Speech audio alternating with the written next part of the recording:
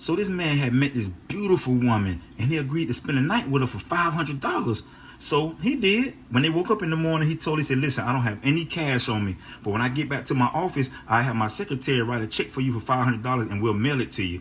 The girl said, okay, but I don't want my name on the envelope. He said, no problem. I have her put on the envelope, rent for apartment. She said, that's perfect. That'll work. Okay. He said, all right. So when he got back to the office, he started regretting that he even agreed to that amount of money because it wasn't even all that. So he ended up telling the secretary, he said, write a check for $250, put it in the envelope. He said, here, stick this note in there too. So the secretary did, and she mailed it off.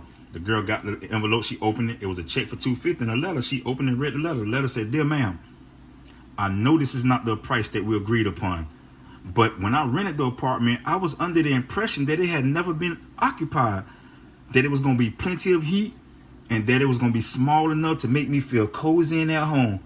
However, last night, I found out that the apartment had been occupied before. I found out that it was no heat and it was entirely too big. So the girl hurried and closed the letter. She took the check, stuffed it back in the envelope, and she wrote her own note, put it back in there, and sent it back. So the man got the letter. He opened it, seen the check for $250, pulled the letter out and read it. It said, dear sir, I don't know how you expect a beautiful apartment like this to be unoccupied forever. As for the heat, there is heat if you know how to turn it on. And as for the size of the apartment, it's a regular size apartment. But if you don't have enough furniture to fill it, don't blame me, the landlady.